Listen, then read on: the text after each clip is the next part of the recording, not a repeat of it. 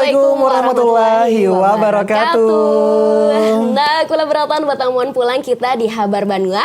Jangan supan bahasa Banjar. Kayak biasa kita akan mengawani buhan kula sabarataan di Ahad Kamarian hari ini ya sampai jam 6 sore kayaknya. Bujur benar. Nang dimana kita nilah menghabarakan habar nang terjadi semingguan ini di Banua kita Kalimantan Selatan. Nah, selain kita mengulas habar atau memandarakan soal yang terjadi di Banua kita Kalimantan Selatan ini dialah kita juga akan memandara santai atau berdialog santai lawan narasumber kita pada hari ini kula sabarataan. Kita hari ini akan membahas mengenai pers wayahini kayak pegarang habarnya ini dialah. Bujur benar. Nah, jadi kita akan kupas tuntas bersama narasumber nang luar biasa juga pada hari ini dialah.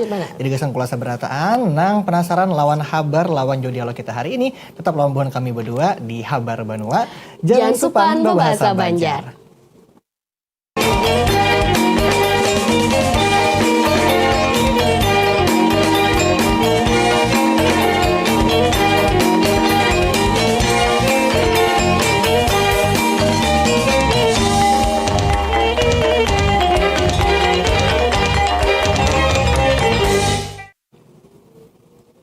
Nah, kula berataan tadi kita sudah menyampaikan nih kan kita menyampaikan habar-habar yang terjadi, habis itu mengundang narasumber apa gerang habar pers wayahini. Tapi sebelum itu kita menyampaikan dulu habar nang penambayan apa tuh Nani? Nah, habar nang penambayan kula sabarataan lain ada habar mengenai Ketua DPRD Provinsi Kalimantan Selatan itu Bapak Haji Supian Haka mengatakan lagi nih upaya memitigasi bencana banjir supaya menjadi perhatian serius bagi pemerintah Provinsi Kalimantan Selatan dalam tentunya rencana kerja pemerintah daerah atau RKPD tahun 2027 kula sabarataan. Nah, hal ini menjadi juga kelanjutan yang upaya serius gasan penanganan masalah banjir nang keterusan terjadi di Banua kita Kalimantan Selatan Lydia. Kayak kabar selengkapnya ini dia gasan kula sabarataan. Musibah banjir nang terjadi di Kalimantan Selatan di Desember wan Januari tadi rahat menjadi perhatian serius yang disampaikan Ketua DPRD Kalimantan Selatan Supian Haka wayah pembukaan forum konsultasi publik rencana kerja pemerintah daerah atau RKPD Provinsi Kalimantan Selatan tahun 2027. Menurut Supian Haka, DPRD sebelumnya sudah melaksanakan rapat dengar pendapat atau RDP dengan SKPD terkait membahas masalah banjir nang terjadi wan tarus terjadi di Kalimantan Selatan. Untuk itu menurutnya RKPD ini penting gasan memastikan mitigasi wan penanganan banjir supaya kawa digawi dengan baik. Kerusakan alam nang terjadi menurut Supian Haka salah satu nang maulah terjadinya musibah banjir. Sementara Sekretaris Daerah Kalimantan Selatan M. Saripudin mengatakan RKPD Kalimantan Selatan tahun 2027 juga harus selaras dengan visi wan misi daerah serta kebijakan pusat. Di antaranya perhatian pembangunan sumber daya manusia, infrastruktur, dan hilirisasi gasan kesejahteraan masyarakat. Forum konsultasi publik dalam rangka RKPD ini merupakan kegiatan tahunan gasan menyusun rencana kerja pemerintah daerah, sehingga menjadi bagian maulah pamataan rencana wan kegiatan hubungan pencapaian visi wan misi daerah. Nah, buhan kula tadi habar nang penambahan kesan buhan pian mengenai upaya mitigasi banjir di Banua Kalimantan Selatan mudah-mudahan bisa berhasil kan Lydia lah wan juga membuahkan hasil yang baik kesan warga Banua kita lah. Bujur benar. Nah, selain itu dari pemerintah masyarakatnya pun juga nih harus sama-sama juga kita menjaga lingkungan jangan sampai buang sampah sembarangan. Nah, itu kalau supaya kada pampan jalannya tuh supaya kada banjir lagi. Sama-sama kita menjaga ya loh. Nah, habis itu kita balik pulang ke habar nang kedua kulalah di sini soal pers lah nih ay. Jadi sini habarnya nang dimana dinamika pers wayahini ini di tengah arus digitalisasi lah kulalah lanilah habis itu lawan kebebasan pers juga nang dimana nih bisi tantangan nang kada gegampangan bujur panglah kada gegampangan habis itu pers nih pacang tapi lasurangan khususnya nang kada kawa betahan di tengah masyarakat nang kritis dalam menyajikan informasi nang sehat wan mendidik. Nah kayak pula nih ay pula ay nang kayak apa habarnya lah kula beratan kita iti bersamaan gasan buhan pian beratan. Hari Pers Nasional atau HPN yang diperingati setiap 9 Februari dimaknai sebagai titik panting gasan media massa dalam menghadapi tantangan supaya kawa berkembang wan beradaptasi dengan keadaan. Di tengah kemajuan teknologi wan arus digitalisasi sesain menguat, menurut Ketua Magister Ilmu Komunikasi FISIP ULM Dr. Fakhrianor, Kondisi ini menjadi peringatan gasan pers supaya tahan apilan sebagai media arus utama. Maingat, wayahini kekuatan media sosial juga kada kalah ganal sebagai media arus utama. Menurut Sidin, hanya media nang kawa beadaptasi kalawan kondisi masyarakat nang kritis wan tahan apilan. Sehingga profesionalisme media wan jurnalis menjadi keharusan supaya terus ditingkatakan lamun hendak tetap bertahan, wan menjadi pilihan publik dalam mengakses berita wan informasi. Media sosial nang bermacam platform seperti YouTube, TikTok, wan Instagram, selain Facebook, menurut Fahri wayahini sudah sesain berkembang maumpati kebutuhan sosial publik. Sehingga lamun media arus utama kada mampu meningkatkan profesionalismenya, perlahan pacangan lumus wan kalah bersaing.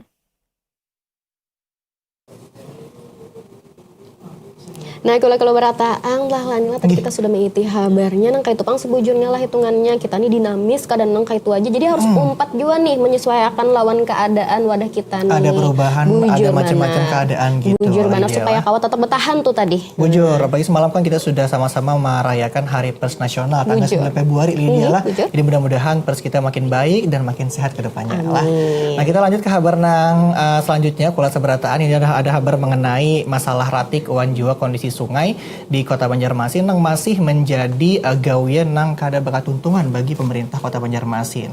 Jadi macam-macam upaya itu sudah dilakukan matan masyarakat, peminggiran sungai, normalisasi sungai, sampai ke penataan beberapa bangunan di sejumlah titik di Kota Banjarmasin Lydia. Lydia berselengkapnya gasan kula seberataan. Ratik wan kondisi sungai nang balum tatata dengan baik masih menjadi permasalahan serius di Banjarmasin. Bertumpuknya ratik di sungai serta kepadatan bangunan di paminggiran sungai mengganggu fungsi sungai wan meningkatkan risiko banjir. Gasan mengatasi persoalan tersebut, pemerintah Banjarmasin melakukan berbagai langkah strategis. Nah, di antaranya pacang melakukan pemindahan bubuhan masyarakat nang badiam di batang atau paminggiran sungai secara bertahap dengan memperhatikan permasalahan sosial. Wan, kabar lanjutan kehidupan warga nang terdampak. Selain memindahkan, pemerintah juga pacang menjalankan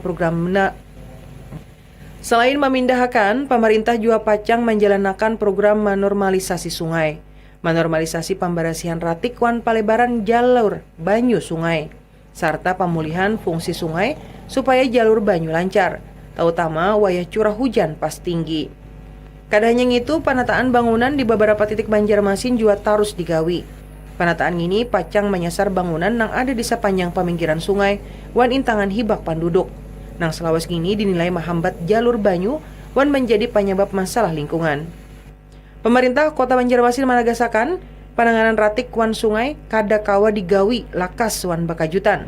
Diperlukan kerjasama antara pemerintah wan masyarakat serta pemerintah daerah lainnya. Supaya lingkungan kota tetap bersih, sungai terawat, wan bencana banjir kawa diminimalisir.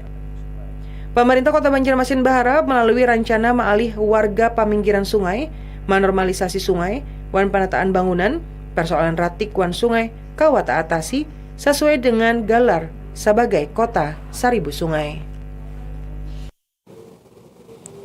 Nah, kalau kita sudah melihat kayak apa kondisi ratik nang tadi ada di layar kaca buhan pian seberataan. Mudah-mudahan itu menjadi pengingat Lydia lah supaya kita sama-sama menjaga lingkungan. Wan juga bisa menangani masalah banjir, lawan juga masalah ratik. Wan kondisi sungai kita makin baik ke depannya kan Lydia lah. Sama-sama Mbak Imbayan. Jadi kula-kula berataan habis ini masih ada kabar nang hendak kita sampaikan. Cuman nang kayak rajin juga masih ada hendak lalu dulu. Jadi kula berataan jangan kemana-mana tetap toron terus kamilah di Habar Banua. Jangan supan Bahasa pembahasa Banjar. Banjar.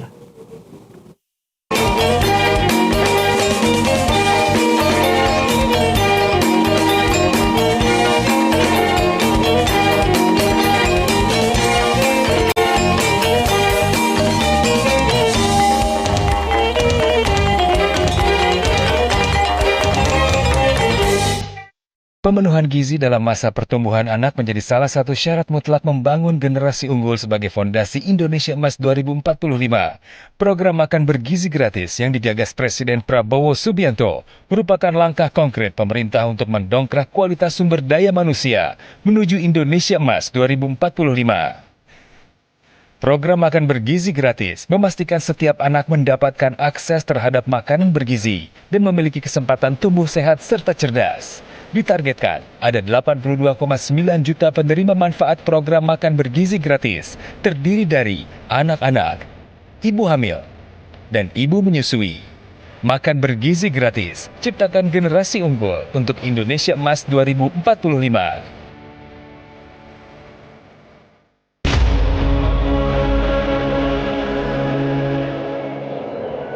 Ratus, sejak lama menjadi atap dan ubin bagi mereka.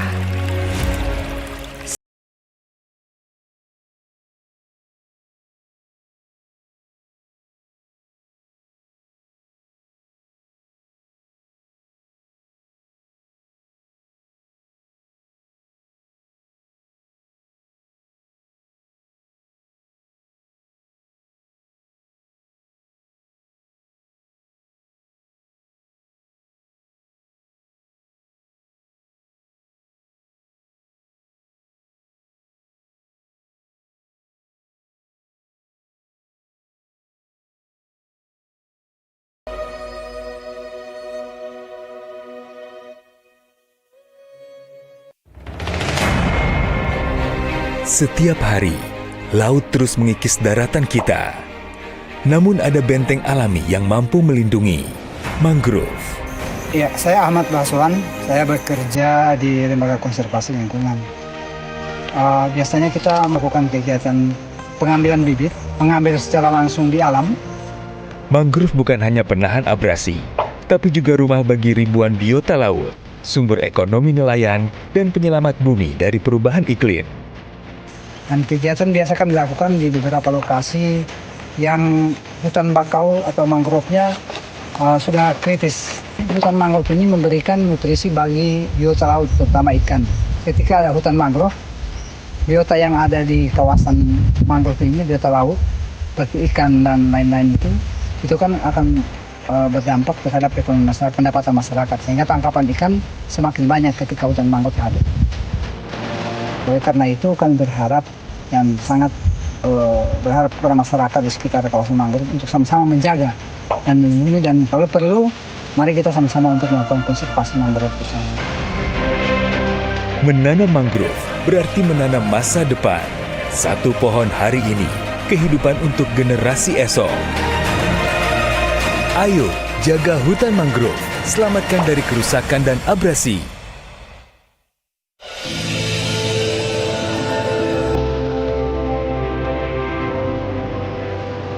Mengenal orang Banjar, tak harus mendatangi setiap sudutnya.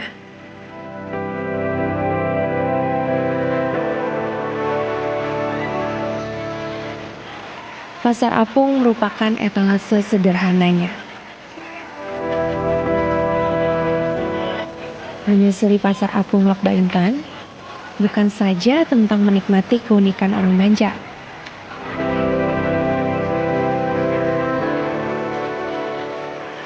Lebih dari itu, Pasar Apung Lok Baintan merupakan warisan sejarah masa lampau yang menjadi saksi perubahan peradaban.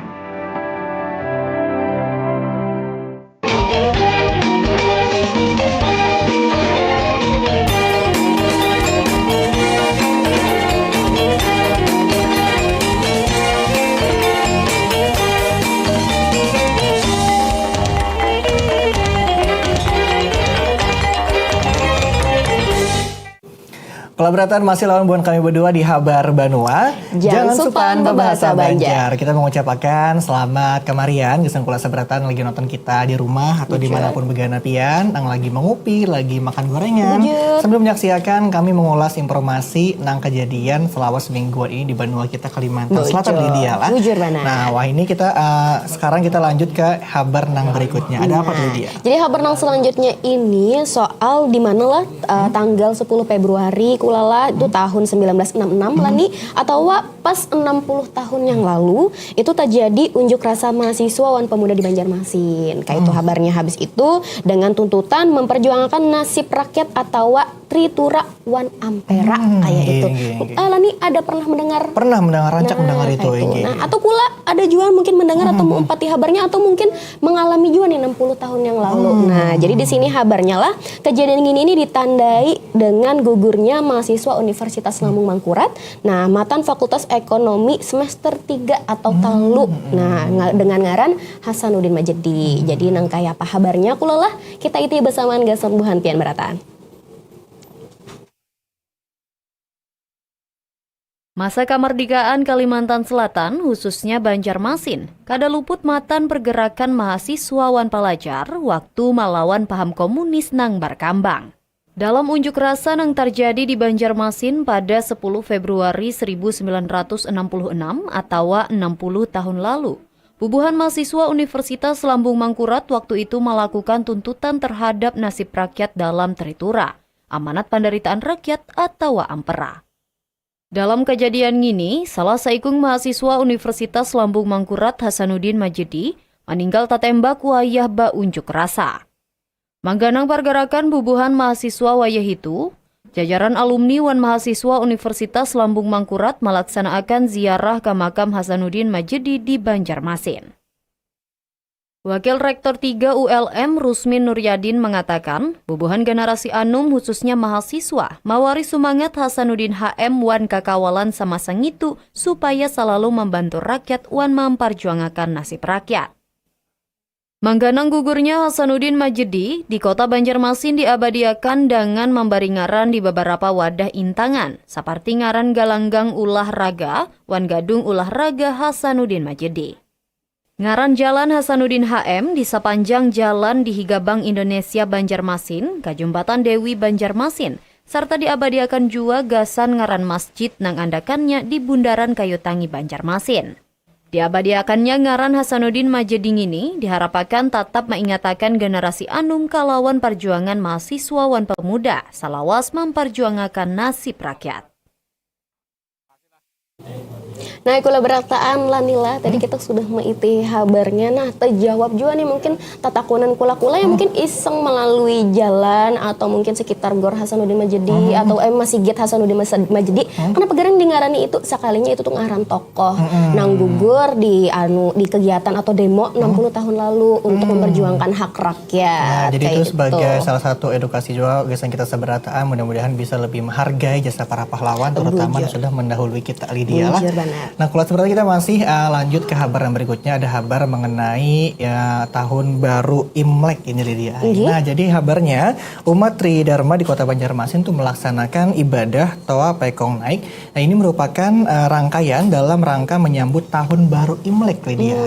Nah, jadi kula seberataan lah ritual ini pun berlangsung dengan hikmat di Kelenteng Po An Kiong Kota Banjarmasin. Kayak apa kabarnya ini gesan kula seberataan.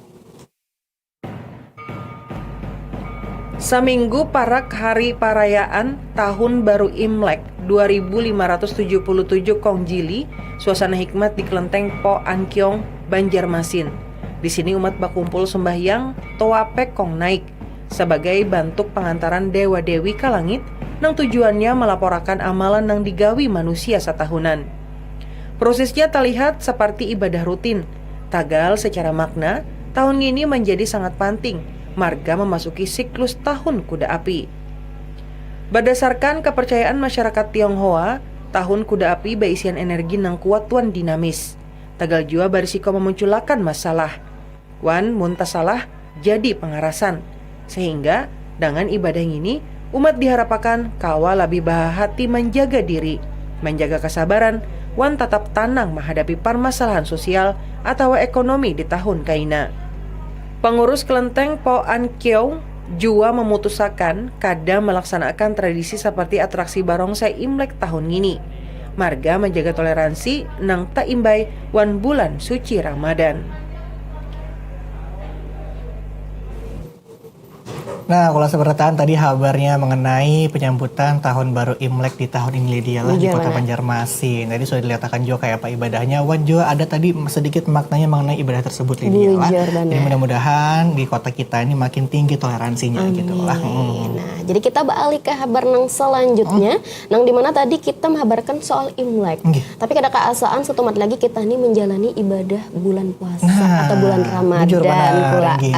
Biasanya amunnya di wadah kita khususnya di Banjar, amun puasaan itu ada sebuting momen yang ditunggu-tunggu tuh apa Lan? Itu biasanya pasar wadah ya kada sih? Bakunjang ke pasar wadah biasanya. Ya kalau pokoknya kayak amunnya ada puasaan pasti dihadangin pasar wadah karena kan banyak macam-macam wadahnya di situ lah. Lah nih rancaklah ke pasar wadah. Rancak, yang paling lani cari itu adalah wadai bingka Lydia. Bujur benar. Jadi ini sama jual lawan kabar yang kita sampaikan yang di sini kita mengisahkan tentang bingka. Jadi bingka ini wadai khusus orang Banjar atau khas Kalimantan Selatan di mana rasanya manis, legit jarnya. Itu tuh khas benar ada di wadah kita dan ada kebanyakan di pasar wadai. Jadi nang kayak apa garang kabar tentang wadai bingka nih kula-kula berataan lah lanilah. Kita itu bersamaan gasan Wuhan pian berataan. Wadai bingka merupakan salah satu kuliner khas Banjar nang masih ada di tengah munculnya bermacam wadai nang hanyar-hanyar. Dengan rasa nang manis wan lamah pasti igut, bahari wadai bingka disajiakan wan bermacam acara adat masyarakat suku Banjar Haja. Tagal wahini balain, bingka menjadi wawadayan saban hari bubuan masyarakat Banjar. Bahan utama wadai bingka jua sadarhana wan nyaman dicari. Tapung terigu, hintalu, santan, gula wan uyah. Bingka balalu diubar memakai citakan nang bentuknya saparti kambang. Nang maulah ciri khas wadai bingka Banjar, wan maulahnya balain tanpa makanan tradisional nang lain. Kada hanya hadir dalam varian rasa asli yakini hintalu, wadai bingka wayahini jua tersedia dalam berbagai varian rasa seperti kantang, nyiur, durian, nangka, kurma, serta tapai lakatan. Bermacam rasa tersebut diciptakan gasan memenuhi kebutuhan salira bubuhan pelanggan yang sasain luas jangkauannya setiap tahun. Salah satu pemilik usaha wadai bingka di kota Banjarmasin, Faulia mengatakan, pelanggan yang menukar bingka di tokonya kada hanya berasal matan Provinsi Kalimantan Selatan. Tagal jua matan luar Pulau Kalimantan seperti Jawa wan Sumatera. Hal ini membuktikan bahwa penikmat wadai bingka kada terbatas di satu daerah Kalimantan Selatan. Kehadiran wadai bingka nang tetap bertahan menjadi bukti nyata tradisi Banjar nang masih dipertahankan generasi antar generasi. Melalui bingka, warisan rasang ini pada akhirnya kada hanya dinikmati, tagal jua dirasakan sebagai bagian kehidupan masyarakat Banjar. Nah, kula lani tidak kita tadi sudah meitihi lah wadai bingka uma pinakarindangan benar ulun lawan wadai bingka. Kula ajin buat titik joni banyak ya. Atau mungkin ada yang sudah pada ulu meulah nih sepulun kena puasaan kena sudah teliur pada hulu. Jadi bolah dulu nih supaya merasai. Ya, kalau atau menjual karena gasam belum puasa. Bujur benar. Tuh tadi pinata tarik benar pang ulun dengan macam-macam variannya. Kada nang bebayar rasa hintalu aja sekalinya ada nang kentang, ada nang tapai, lakatan, pandan, macam-macam makanan. Kita siap merasakan pas bulan puasa. Nah, kalau sebenarnya kita masih ada segmen yang spesial juga. Habis ini kita sudah menyampaikan tadi ada banyak kabar gasan kula seberataan di sore Ahad kamarian ini ya. Dan habis ini kita hendak pepandaran santai wan seorang jurnalis di Banua kita. Kita hendak pepandaran masalah pers wayah ini tuh kayak apa gerang perkembangannya Lydia lah. Kayak apa antusiasmenya dan kayak apa gerang perkembangan sama adaptasi pers di zaman wayah ini tuh kayak apa. Bujur benar. Nah, kita hendak berdialog santai atau penyiar santai lawan narasumber kita, tetap lawan buan kami berdua di Habar Banua. Jangan supan bebahasa Banjar.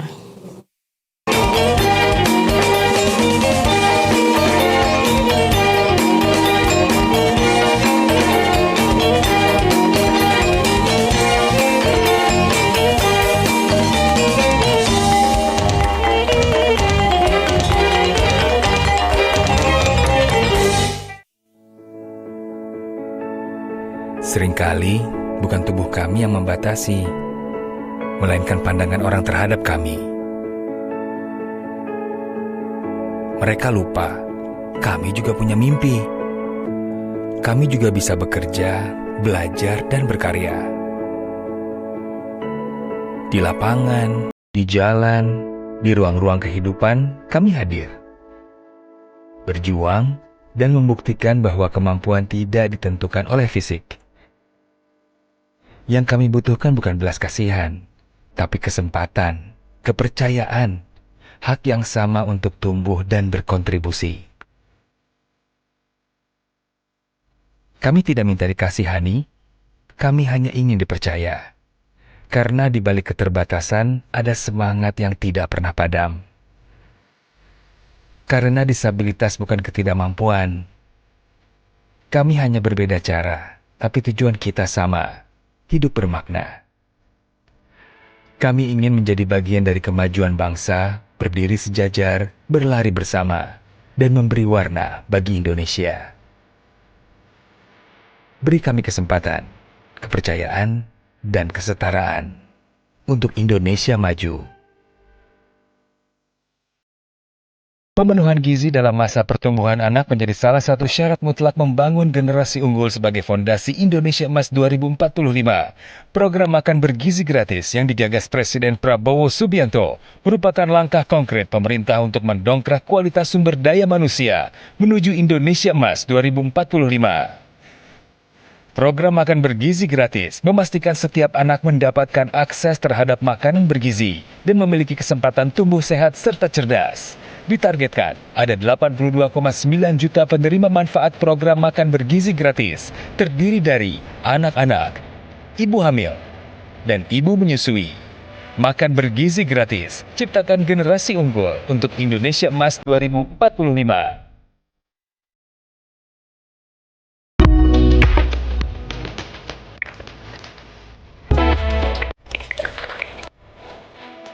Menjelajahi kota seribu sungai, tak lengkap rasanya apabila tak juga menikmati kekhasan panganan. Bagi orang asli Banjar, ketupat kandangan dan soto Banjar sangat dekat dengan kehidupan.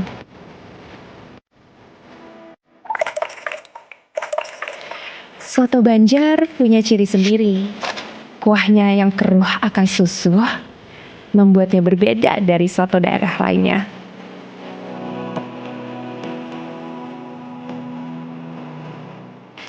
Cita rasa yang gurih akan kaldu membuatnya layak untuk dirindu.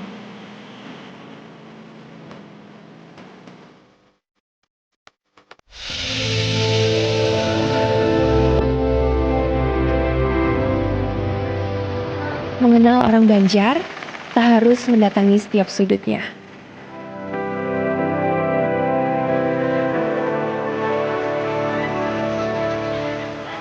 Pasar Apung merupakan etalase sederhananya. Menyusuri Pasar Apung Lok Baintan bukan saja tentang menikmati keunikan orang Banjar.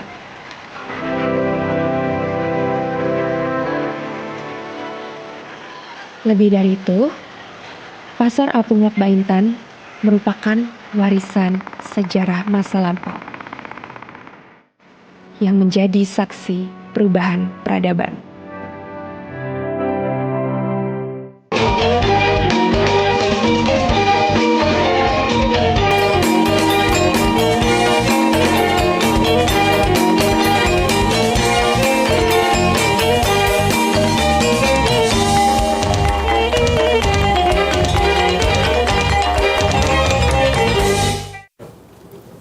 Nah, kula-kula berataan tadi kita sudah menyampaikan habar-habar yang terjadian di minggu ini di Banua kita Kalimantan Selatan. Nah, kayak awal kita pada hit tadi, kita habis ini mengundang narasumber, kita berpandiran soal apa gerang habar persuaya ini. Nah, bujur benar. Kita berpandiran santai atau berdialog. Wah, narasumber kita pada hari ini, beliau ini seorang wartawan senior di Banua, Lydia lah. Jadi kita hendak petakun kayak apa gerang habar persuaya ini di Banua atau di negara kita Indonesia gitu, Lydia lah. Langsung kita sapa kasih Din. Nah, sudah bergabung dengan kita ada Ibu Hajah Ratnasari Dewi. Ibu, selamat kemarin. Kayak apa kabar Bian, Bu? Baik. baik dan penuh dinamika aja lah. Wah. Dinamika itu apa bahasa Banjarnya lah? Bergejolak-gejolak Bergejolak apa lah? macam-macam lah pokoknya. Macam-macam. Nah, kula yang tahu dinamika apa bahasa Banjarnya komen kula lah. Komen-komen aja di bawah lah. Nah, kita hendak memandarakan soal kabar pers kayak pegerang wayah hindil ideal lawan Ibu Dewi pada hari ini lah. Nah, jadi Ibu, menurut Ibu sebagai seorang wartawan senior nih Bu lah di zaman sekarang, zaman wayah ini, kira-kira kabar atau perkembangan pers wayah ini kayak pegerang Bu menurut pandangan Wah, pian, Bu? banyak banget tantangannya. Apalah kalau dahulu tuh kan media cetak, media elektronik, kayak itu aja lah. Ada yang kita Ada tahu dua lah. aja, Nah, kayak itu yang disebut media arus utama istilahnya kalau dulu, atau kalau bahasa Inggrisnya tuh media mainstream ya orang. Nah, jadi media arus utama bahwa itulah sumber informasi utama, media cetak, ya kan, media elektronik, radio dan televisi. Nah, sekalinya sekarang, bubuhan pian sudah tahu benar bahwa ada teknologi berkembang, kemudian ada era digital, ada media sosial, ada kemudian yang namanya konten-konten media baru istilahnya seperti itulah. Jadi tambah banyak tantangannya begitu.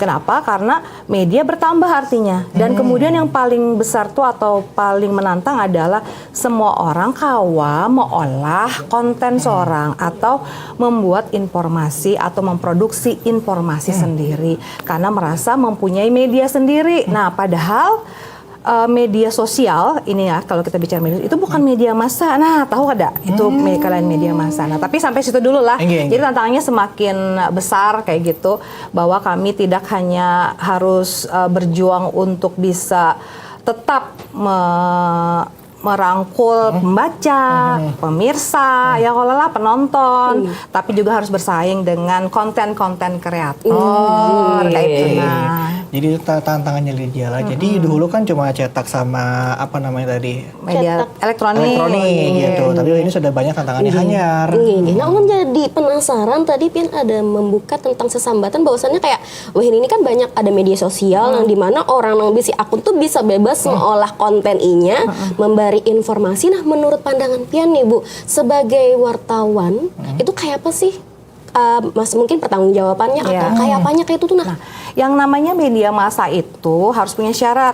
Dia harus berbadan hukum. Nah, betakun nih lah Ibu lah. Kalau media sosial ada badan hukumnya lah. Nah, ini punya Lydia punya. Lah ini bisi jual lah. Nah, itu ada badan hukumnya lah. Badan serongan aja kita bangun badannya. Jadi kawal lah, tinggal mendaftar apa akun emailnya ya kalau nomor teleponnya. Terus jadi kada kawa beda dengan media massa, kita harus mendaftar dulu, harus berbadan hukum dulu begitu ya sebagai sebuah media massa. Termasuk media online harus punya badan hukum juga berupa PT seperti itu. Nah, jadi baru kemudian kenapa harus seperti itu? Karena satu, dia harus berizin dan kemudian dia harus terdaftar di Dewan Pers, kan harus tersertifikasi. Orang-orangnya juga harus ada uji kompetensi wartawannya. Jadi ketika dia membuat sebuah informasi atau membuat sebuah konten itu bisa dipertanggungjawabkan. Kenapa? Karena mereka punya, paling tidak mereka memiliki latar belakang atau kemudian mempunyai kemampuan dan pengetahuan ketika membuat atau membuat konten itu sebuah informasi. Beda sama masyarakat awam yang hanya memiliki media sosial. Karena media sosial itu tidak punya badan hukum, artinya itu tidak termasuk media massa. Jadi inilah yang sering masyarakat awam kada banyak tahu. Setiap dapat informasi, membaca begitu ya di media sosial langsung percaya. Nah, padahal kan kalau itu misalnya jar orang tuh kada benar tuh hoax. Ya kalau kada bujur. Nah, kita minta pertanggungjawaban kelawan siapa? Ya kalau kada kawa. Tapi kalau itu yang membuat adalah media cetak atau media massa gitu, media massa pada umumnya, kita kawa misalnya. Nah, ada yang komplain misalnya lah tayangan TVRI. Langsung mendm IG TVRI ya kalau atau bisa menghubungi TVRI langsung, tahu kantornya di mana. Artinya kita ketika wartawan yang ada di media cetak atau media massa itu membuat sesuatu itu kan harus berhati-hati karena harus bertanggung jawab dan wajib mempertanggungjawabkan apa yang inya buat kayak tuh, nah kan nyaman, kan tinggal madu loh, kan banyak lebih. Ini salah nih beritanya, iya, kawa. bujur. Coba kalau Lani protes kemana, ada pang IG-nya lah, IG siapa misalnya akun apa kayak tuh. Kawalah mencari alamatnya di mana, kan kita kada tahu. Jadi jangan, jadi bukan berarti konten atau informasi di media sosial yang kemudian terlihat nyata, terlihat faktual, kayak istilahnya, nah ada bahasa Banjarnya panglata, yaitu istilah pers seperti bujur, itu, bujur, itu tuh langsung bisa dipercaya. Kenapa? Karena mereka bukan media massa, mereka media sosial. Tapi kemudian kita kadang-kala juga menutup mata bahwa itulah saat ini yang memang disenangi masyarakat, media sosial. Makanya ada istilah konvergensi media. Konvergensi media di mana ketika media cetak itu juga mau tidak mau harus punya media online, atau kemudian dia juga harus punya media sosial untuk mempercepat proses distribusi informasi. Kenapa? Media cetak harus punya. Ketika kejadiannya sore ini, kan kadang kalau cetak hari jam ini juga kadang lambat inya kalau dibaca koran besok. Nah, jadi melalui media online-nya, kemudian melalui media sosialnya. Nah, jadi kalau mau percaya akun media sosial mana? Akun media sosial ampun media masa itu kawa dipercaya kayak gitu. Itu istilahnya ya, itu konvergensi, jadi multi platform istilahnya, bahwa kita itu media tuh memang sudah wajib hukumnya punya multi platform itu, mau tidak mau lah. TPRI kayak tujuan kalau lah supaya cepat media sosial dulu mainkan, yang kalau supaya kita ada ketinggalan. Selengkapnya di mana? Saksikan Kalimantan Selatan hari ini, kan kayak itulah. Jadi jarang wahini itu supaya IP dulu. Sampai banyak hanya lengkapnya ada. Karena kan wahini kadang TV lawan koran orang tuh lebih parah pada HP, pada gadget, gak sama akses media sosial. Berarti kalau ulun menangkapnya bedanya wartawan lawan konten kreator atau orang yang bisa mengolah berita, tapi itu lebih ke kayak latar belakang lawan di pertanggungjawabannya kayak gitu lah. Kemudian dia juga harus memiliki kode etik wartawan. Kode etik wartawan itu harus dipegang. Tapi kalau konten kreator kan dia tidak megang itu, ya kan, tidak bisa tidak berpedoman pada itu. Semua profesi itu harus ada pedoman, yaitu kode etik wartawan, ada pedoman pemberitaan ramah anak. Nah, kalau wartawan itu kada boleh, misalnya ada anak berhadapan dengan hukum, dia sebagai pelaku ataupun dia sebagai korban. Kadang-kala kita semena-mena atau kemudian memperlihatkan wajahnya yang sebagai korban. Nah, tapi kalau misalnya orang hendak viral, lo kada tahunya, pokoknya disebar aja kayak gitu. Nah, kalau kita masih ada seperti itu. Ada kode etiknya. Ada kode etiknya. Makanya pas di TV kita melihat kasus-kasus yang kayak gitu tuh pasti muhanya di sekalinya itu kode etik kayak itu. Itu kode etik. Apalagi dugaan aja. Kalau misalnya ada orang diduga melakukan pencurian, kita juga kadang-kadang menyebutnya langsung dia seorang pencuri, ya kan, atau dia koruptor. Ada kata-kata dugaan seperti itu. Jadi ada etikanya dulu sebelum menyebarkan sembarangan. Ada pedoman yang harus dipegang. Makanya ada uji kompetensi. Wartawan tuh ada uji kompetensinya. Lydia Laniai. Ada tahapannya. Ada muda, ada madya, ada utama kayak gitu. Kalau muda nih biasanya wartawan di lapangan. Kalau madya itu tingkat redaktur, ya kan, redaktur yang suka meriksa kayak itu. Nah, kan dari wartawan kan turun ke lapangan, kemudian dia bikin berita, kemudian dia periksa dulu sebelum naik cetak kayak gitulah. Nah, kemudian kalau utama dia pemimpin redaksi atau juga redaktur, ada juga pokoknya tingkatan yang sudah selain memikirkan konten, dia juga memikirkan memanage sebuah media tersebut. Itu kemampuan seorang utama. Ada tingkatannya juga kalinya wartawan. Itu bedanya amunnya orang awam nih mau menulis supaya viral kayak apa. Nah asal ramenya diangkat gitu biasanya. Tapi belum pernah mendengar istilah citizen journalism. Nah, itu kira-kira tuh berkaitan lawan wartawan yang sebujurnya kah atau yang pemain media sosial tadi aja, Bu, kira-kira, Bu? Ya, dulu kan istilah citizen journalism itu sebelum ada media sosial juga sudah ada lah. Sepengetahuan saya kan TPRI juga pernah membuka itu. Jadi citizen journalism itu seperti citizen itu. Itu kan bahasa Indonesianya itu kan warga negara. Ya kan, warga negara. Artinya warga negara yang menjadi jurnalis. Nah, dalam artian media-media itu biasanya memberi kesempatan kepada warga untuk bisa menyalurkan atau kemudian menginformasikan kejadian-kejadian kayak itu aja Pak. Tapi itu biasanya kasuistis kan, misalnya ada kebakaran di daerah ini, dia punya gambar ada kecelakaan, kemudian dia teruskan ke media seperti itu. Kadang kayak konten kreator atau kadang kayak pemilik media sosial yang kontinu, istilahnya itu berkelanjutan. Jadi misalnya tiba-tiba Lani ada di di acara apa, tiba-tiba ada yang rubuh, bisa kan Lani kan ngambil gambar ngasih ke TVRI, ulun ada nih berita ada gambar, nah seperti itu itu citizen journalism. Jadi berarti wartawan juga tapi membantunya gitu. Tapi kan bisa disebut wartawan. Dia tuh jadi intinya dia melakukan kegiatan wartawan, tapi kemudian bukan berarti dia disebut wartawan. Wartawan itu adalah orang yang mengumpulkan informasi, tapi kemudian yang penting semuanya juga mengumpulkan informasi tapi berkelanjutan. Nah, ya kan ya berkelanjutan.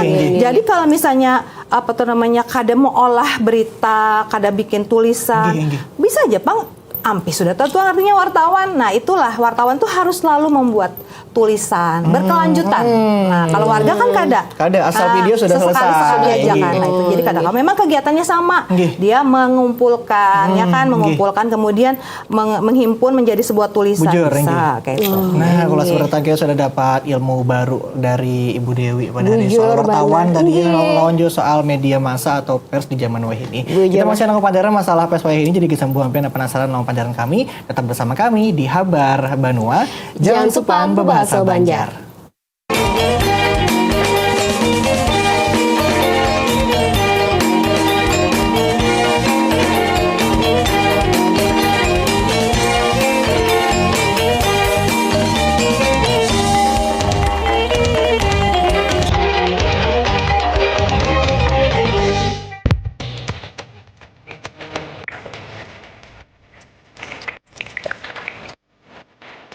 Menjelajahi kota seribu sungai, tak lengkap rasanya apabila tak juga menikmati kekhasan panganan. Bagi orang asli Banjar, ketupat kandangan dan soto Banjar sangat dekat dengan kehidupan.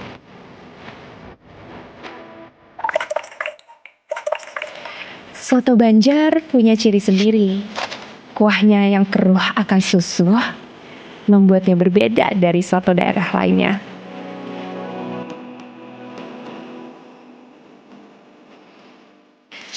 Cita rasa yang gurih akan kaldu membuatnya layak untuk dirindu.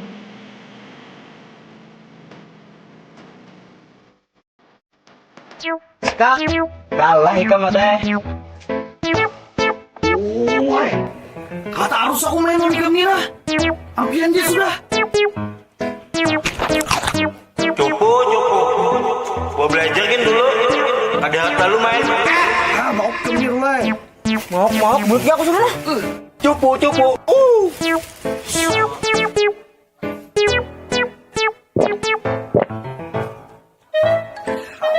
Pulang lah.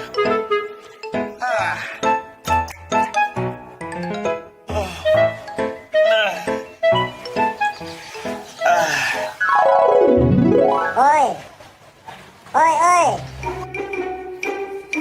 Suara apa tuh? Aku di bawah sini nah. Di bawah sini. Kenapa bisa berpandir? Mimpi kah aku Nio? Ikam jangan buang sampah sembarangan. Buang aku ke tempat sampah. Betul bisa berpandir, ada jelas. Nah, menantang. Kawanan, bantu aku. Kita serang nah.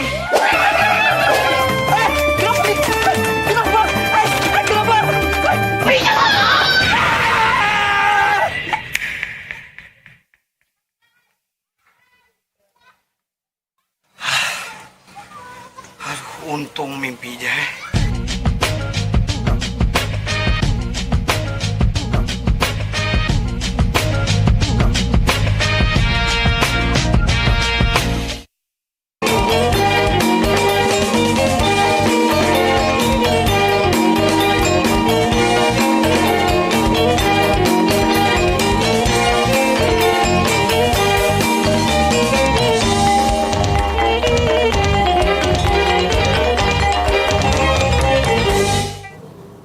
Nah, kalau berataan babulik pulang kita di Habar Banua.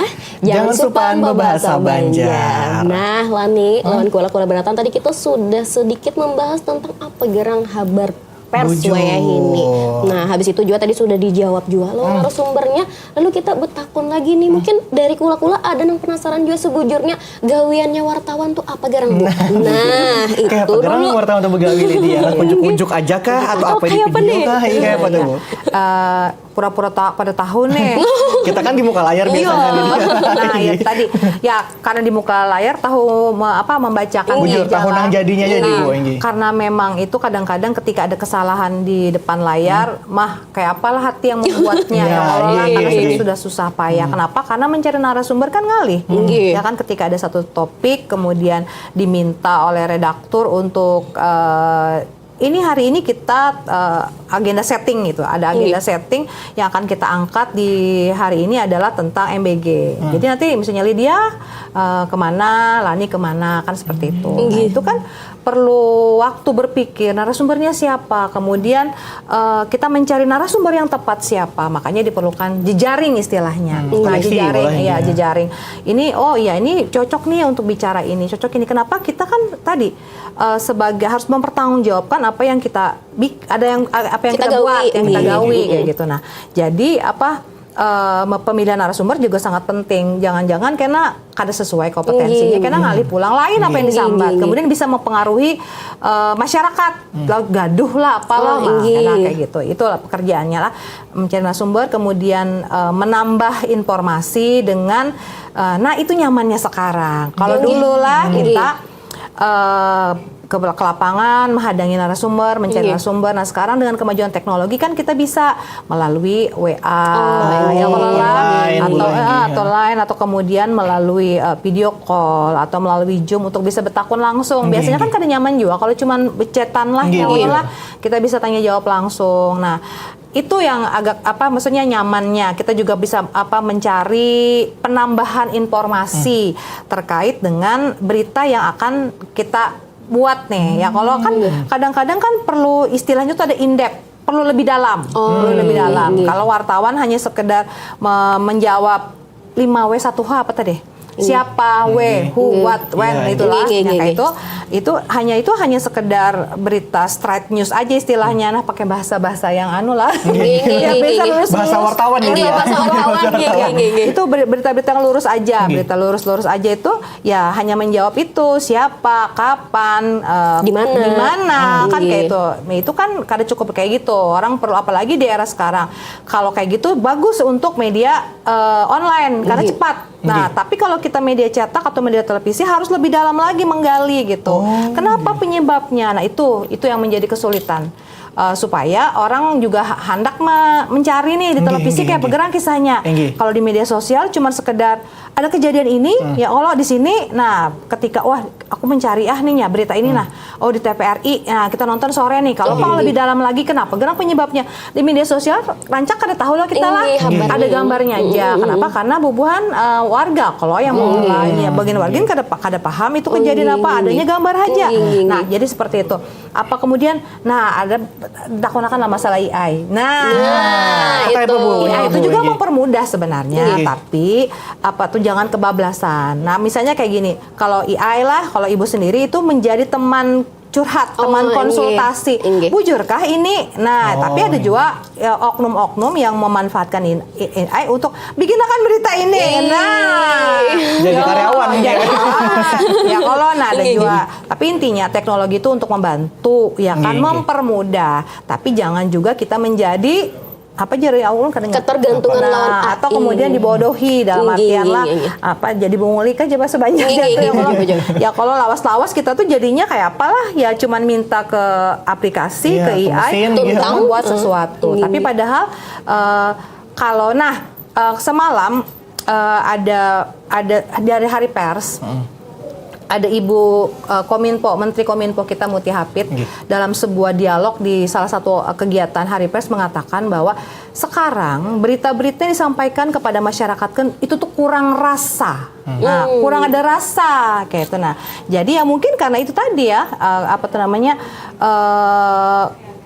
AI bermain, teknologi-teknologi itu jadi masuknya jadinya hampa. Jadi Kurang alami gitu, kurang ada rasa, kurang membangun rasa, kurang ada empati. Nah, makanya itu kan jiwa manusia yang ada di dalamnya yang harus melakukannya, bukan jiwa mesin kayak gitu. Nah, gitu. Oh, berarti teknologi ini dihitungannya gasan di pers atau di media tuh ibaratkan pisau bermata dua kaitulah bola, bisa yang hitungannya ibaratkan menguntungkan, tapi amunnya kita menaguk bulat-bulat yang ujar teknologi ini kurang juga rasanya kayak itu. Nah, itu bujur juga jar Lydia tadi kalau kita bicara pengaruh media tuh memang tadi kembali tadi media apa tadi Media. Permata dua tadi apa? Pisau bermata dua. Nah, itu pengaruh media tuh Lydia kalau salah menginformasikan masyarakat jadi bermasalah atau kacau mendapat informasi. Tapi kalau memang kita bisa memberikan informasi yang kemudian menyejukkan dan menjadikan pendidikan kepada masyarakat, itu malah dampaknya lebih baik lagi. Makanya kada sembarangan jadi wartawan Lydia. Kalau bicara apa latar belakang pendidikan wartawan, apakah harus sarjana komunikasi misalnya ada semua latar belakang pendidikan kawa jadi wartawan, tapi bagaimana dia punya kemampuan untuk bisa membuat berita dan kemudian dia harus punya moral moral dan kemudian merasa empati gitu ketika dia membuat berita, bukan dengan hati atau kemudian bukan dengan opini pribadi. Kada boleh kada boleh curhat di berita kayak itu. Kada boleh. Ada etikanya. Harus ada narasumber. Kada boleh kita tuh mengetik lah sekehendak kita, jar kita, keinginan kita, opini kita kada boleh kalau wartawan. Kada kawa beda lagi yang suka curhat di media sosial. Pola video. Gen Z. Tapi Bu, ini lu publik pulang ngegawein wartawan Bu. Kira-kira wartawan tuh apakah satu wartawan tuh bisa merangkul atau mengolah semua berita Bu, atau ada jenis-jenis wartawan nih Bu? Misalnya wartawan kuliner, wartawan kriminal, apa aja itu Bu kira-kira? Ya, itu istilahnya des. Apa tuh? Des apa ya lah? Bingung aku bahasa Banjarnya apa? Job gitu. Iya, bukan des, jadi bagian. Jadi bagian. Misalnya ini wartawan ekonomi, bidang. Jadi apa wartawan ekonomi, wartawan kalau di media cetak ada itu. Bagus itu supaya memahami ya, kalau misalnya setiap hari ada di kepolisian, pasti kan tahu perkembangan lah. Tahu istilah. Terus kemudian di pengadilan, tahu perkembangan kejadian kasus di pengadilan, tahu istilah, mengenal narasumber dari kejaksaan, dari hakim. Nah, tapi kalau orang yang kemudian kena di ekonomi, yang kalau kena, tapi itulah memang sebaiknya memang ada yang tadi des tadi, tapi kemudian kayak model istilahnya TPR ini sendiri dia multi des, dia bisa kemana saja. Tapi itu tadi kelemahannya, bahwa kadang-kadang kada in-depth. Ya kan, kada in-depth. Karena kenapa? Karena dia tidak di situ terus. Nah, beda dengan media cetak dan media online yang mungkin sudah punya desnya masing-masing gitu ya, des wartawannya masing-masing. Jadi dia bisa lebih in-depth. Itu aja sih sebenarnya kayak itu. Nah, perbedaannya bahwa mereka bisa lebih dalam menggali. Jadi paham, kamu misalnya tiba-tiba datang ke situ kada paham, ini kasus sidang apalah. Ya kalau sampai di mana, ini pada dakwaan kah misalnya kayak gitu kan, kada memahami karena ya kada tahu tadi. Kada tahu kisah saban hari. Berarti menjadi ibaratkan kayak dokter tuh kayak dokter spesialis kayak itu. Spesialis ekonomi, jadinya paham ya. Spesialis olahraga. Ya kalau kita yang bisa di ekonomi tiba-tiba olahraga bingung. Pasing ya. Ya Allah, apa itu misalnya naik harga aja biasanya. Turun harga kayak itu. Istilah-istilah olahraga kada paham. Nah, kayak gitu. Itu aja kelemahan dan. Jadi ada banyak des atau spesialis di wartawan juga sekalinya. Kada cuma satu aja Lydia lah. Tapi sepengalaman Ibu Dewi nih selama jadi wartawan, kira-kira bagian atau spesialis mana aja tuh yang paling asik kira-kira Bu dalamnya pemberitaan? Karena memang kami di lembaga ini di media kami ini kita memang tadi multi ya, semua bisa tuh ya, memang ya semua sih yang disukai. Tapi yang paling menantang kalau kita bicara mengenai politik begitu ya. Jadi ada hal-hal yang kemudian dibatasi dan sebagainya. Ya kalau lah kita sendiri sih misalnya ada omongan ini yang nanti kemudian ini akan mempengaruhi orang banyak, kita harus menyaring seperti itu. Ya kalau lah pahamlah, karena lembaga kita bukan mencari viral ya Allah, tapi bagaimana menginformasikan yang benar kan, faktual. Kita berdasarkan fakta. Kada hanya clickbait, istilah tahu kada clickbait. Ya clickbait itu ketika ada judul fantastis lah, yang judul yang macam-macam, langsung orang supaya orang memancing langsung tekan-tekan supaya membuka. Nah, padahal hanya sekedar judulnya aja. Nah, kita tetap bertahan kayak gitu karena memang sebagai media kita memang harus menyesuaikan dengan visi misi kita ya kalau mempersatukan. Itu berarti dari sisi sebagai wartawan yang olah berita. Nah, habis ini ulun sebagai orang awam kan sebagai bebinian. Oh, sebagai sama aja pang keduanya. Nah, habis itu pian sebagai orang awam nih pasti kan banyak kayak orang ketujuh habar nang ini, orang ketujuh habar nang ini. Makanya bisa mengolah viral. Nah, pian sebagai wartawan nang mengolah berita, sebagai pantauan pian nih kira-kira habar apa gerang nang paling diketujui lawan masyarakat nang di mana habar nih keluar, masyarakat rame. Apa tuh? Jadi di pers atau di media atau di jurnalis ini ada istilah. Nah, istilahnya bahasa Inggris pulang. Apa tuh, Bu? Apa tuh? Lydia paham, Bu? Bad news is a good news. Oh iya. Habar nang jelek itu habar nang bagus. Itu ketujuh banar masyarakat tuh. Apa tuh namanya berita-berita yang kadang sensasional. Itulah yang menarik perhatian mereka. Tapi kemudian kada jua kan kayak itu ya kalau kita kada kawa jua harus selalu mengamini apa yang mereka inginkan. Belum tentu itu yang mereka butuhkan sebenarnya. Itu tadi tantangan kita sebagai media yang memang harus mengedepankan itu tadi, gitulah. Jadi bahwa ada istilah yang lain sebenarnya kan bukan hanya bad news is good news gitu. Itu tadi kita nggak megang itu, nggak apa-apa kita nggak viral, nggak apa-apa gitu. Tapi kemudian media kita atau media yang mainstream misalnya tidak mainstream itu jadi kemudian menjadi cross check itu apa ya istilahnya ya, dicek jadi ya misalnya ada viral gitu.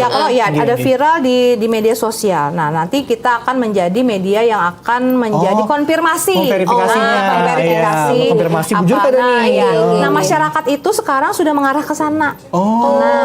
Masyarakat itu sudah mengarah ke sana. Mereka juga sudah memahami kalau kada harus kita langsung percaya dengan apa yang ada di media sosial. Tapi kita harus mencek atau mengcross-check atau mengkonfirmasinya ke media arus utama, yaitu media cetak. Nah, kayak itu. Ya kalau artinya ini masyarakat sudah pintar-pintar. Sudah media mulai sosial, paham. udah mulai paham. Ada hoax, ada kadang. Ada hoax atau apa. Berarti itu tadi itu jadinya. Berarti tadi bedanya wartawan ini gaweannya harus harus viral kada viral. Nah, amunnya orang awam tuh biasanya mau olah habar, amunnya viral aja. Wah, ini potensi viral nih mau olah kayak itu. Nah, Ibu, terakhir benar nih Bu, sebelum kita tutup acara pada hari ini di Jalan, kira-kira ini kan dalam rangkaian juga Pak peringatan Hari Pers Nasional tanggal 9 Februari semalam Bu lah. Kira-kira apa harapan pian Bu untuk pers di masa depan atau masa kini Bu di Banua ini? Harapan lah bahwa pers itu, ini kita bicara masalah yang arus utama lah, bahwa pers itu memang tidak akan pernah hilang. Kenapa? Karena kan pers itu kan pilar keempat. Kenapa? Karena pers itu adalah sebagai kontrol sosial. Paham ngelola sebagai kepanjangan tangan dari masyarakat untuk memantau kinerja dari pemerintah, menyuarakan apa keinginan pemerintah. Jadi pers akan selalu ada meskipun tadi dalam bentuk apa, bisa bukan hanya dengan cetak tetapi bisa secara online. Nah, kayak gitulah. Berita tetap dicari orang meskipun dibaca atau dilihat di media yang berbeda. Terima kasih banyak Ibu. Ilmunya luar biasa pada hari ini mengenai pers di zaman Wahini Lydia. Habis kan sudah waktunya lah. Habis kita akan terasa lawan Ibu kan pulang bahasa kita. Kita pulang bahasa pula kita betul takut.